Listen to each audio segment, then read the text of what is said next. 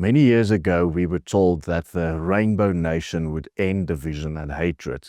Instead, it fueled it. Today, South Africa is not united in peace, but fractured by xenophobia and ethnic violence.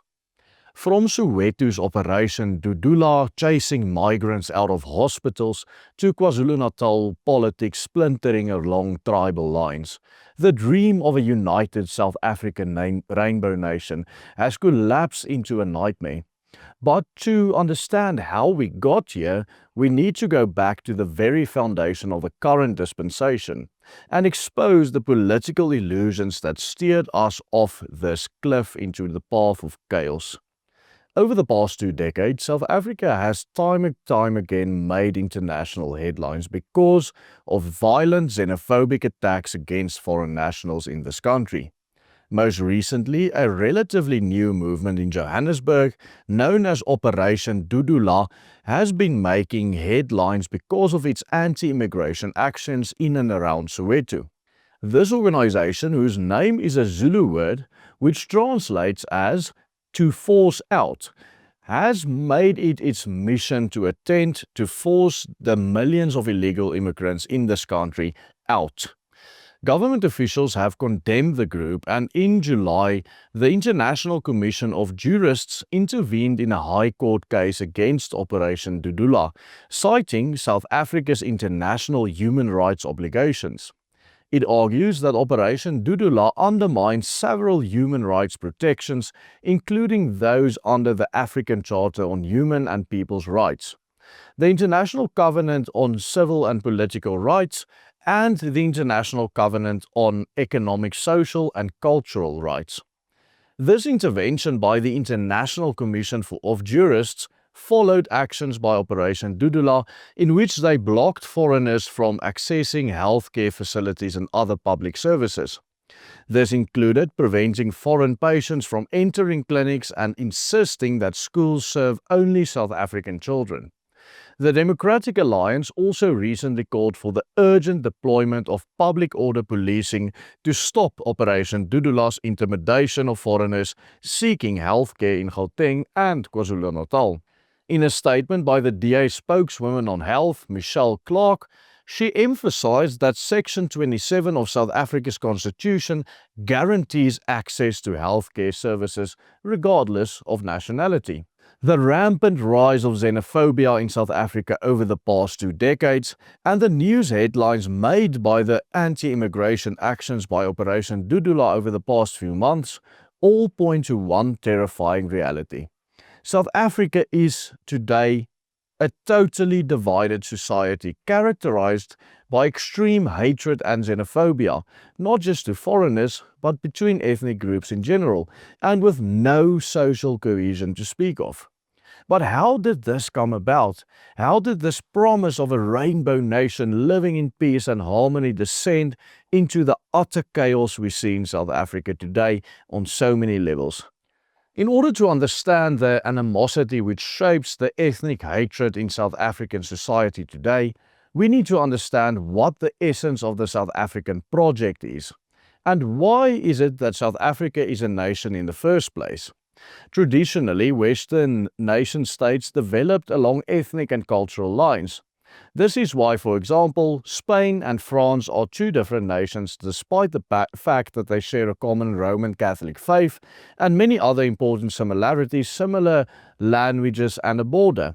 The same can be said of Germanic nations in the north of Europe, such as the Netherlands and Germany, or Sweden and Norway, which all traditionally share the Protestant religion and many other cultural similarities, but remain distinct ethno-linguistic peoples and countries.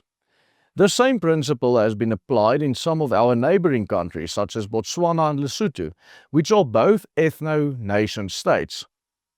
South Africa's borders, however, are essentially the product of British imperialism, whereby many black tribal territories were just lumped together with historic British colonies, along with the Boer republics.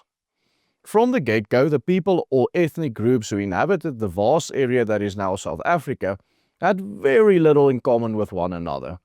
The lack of cohesion in the country was perhaps most clearly amplified during last year's presidential election, when the newly formed Umkhonto weSizwe Party of former President Jacob Zuma and ethnic Zulu made a dramatic debut.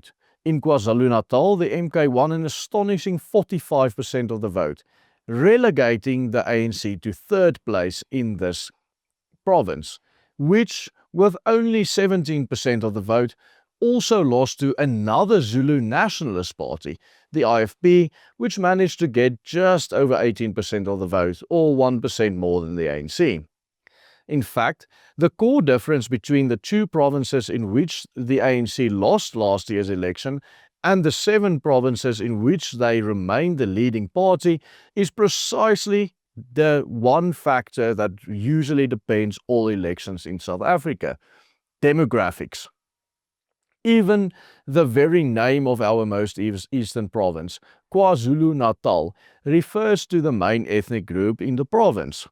Meanwhile, the Western Cape is the only province in which the Cape Coloured population group, with its rising sense of ethnic consciousness, make up the largest racial group.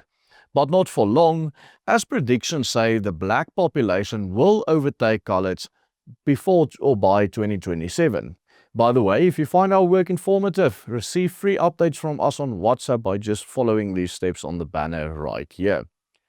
In essence, 2024, the general election amplified the centrality of ethnic allegiances in South African politics and in society as a whole. The reality is that the entire notion of South African society has always been fragmented and divided along ethnic lines. But this was tremendously intensified following 1994, when the newly established political dispensation sought to foster a so-called new national identity that not only ignored ethnic distinctions, but purposefully sought to obliterate these distinctions. In truth, only a small minority, mainly white and coloured liberals, ever believed in the Rainbow Nation. Black tribes have always maintained their ethnic loyalties, and this clearly shows not only in voting patterns, but also in the massive rise of xenophobia in South Africa, which has been fueled by the open borders policy that inevitably accompanied the rise of the multicultural project that people used to call the New South Africa. Based upon 20th century liberal ideas from Europe of equality and non-discrimination paired with the Freedom Charter's mandate to share the land among all who work it, and guaranteed freedom of movement as a basic human right, South Africa under the ANC was never going to do anything to secure our northern border. After this, millions of illegal immigrants have therefore poured into the country over the past 3 decades. And the result has been predictable. The tensions and divisions in an already divided society were only very much exacerbated. And this has led to more hatred and more violence. While those who commit crimes against foreigners in this country cannot be excused for their behavior, the fact of the matter is that liberal political order upon which South Africa has been built since 1994, along with the propaganda for multiculturalism, has directly contributed to the hatred underlying the xenophobic attacks characterizing South African society in today's day and age. The promise of a so-called Rainbow Nation did not unite the people of this country, it forced them together into a fragile construct that denied their historic, cultural, and ethnic realities. By importing a foreign liberal ideology instead of recognizing the natural order of ethnic communities, South Africa's ruling class created a society where resentment and mistrust were always bound to happen and to deepen. And so, when millions of illegal immigrants crossed into our borders under this new dispensation, combined with rising unemployment and collapsing infrastructure, the pressure cooker simply started to boil over. The hatred and violence of xenophobia must therefore be seen for what it truly is: a symptom of the collapse of a false liberal nation-building project that completely ignored the truths of ethnicity, culture, and human belonging. South African liberalism has not defeated racism, as it has so often boasted to have done. On the contrary, it has fueled ethnic hatred and weaponized xenophobia by neglecting borders and denying the realities of culture and ethnicity. Liberalism, or classical liberalism, sowed the seeds of division that have now blossomed into chaos in this country.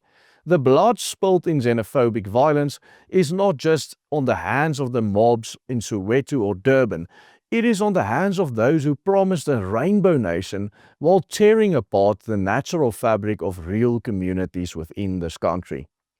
Yet, the silver lining in all of this is that instability caused by the collapse of our social fabric is finally also starting to seriously injure the ruling party.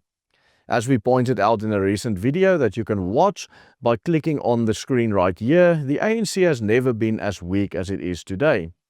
And remember to become a member of the Willem Petzer group. Your monetary support is what helps this channel grow, reaching new heights and changing the hearts and minds of people, and we couldn't do it without you. Just follow the steps written down in this banner at the bottom of your screen. Goodbye and God bless.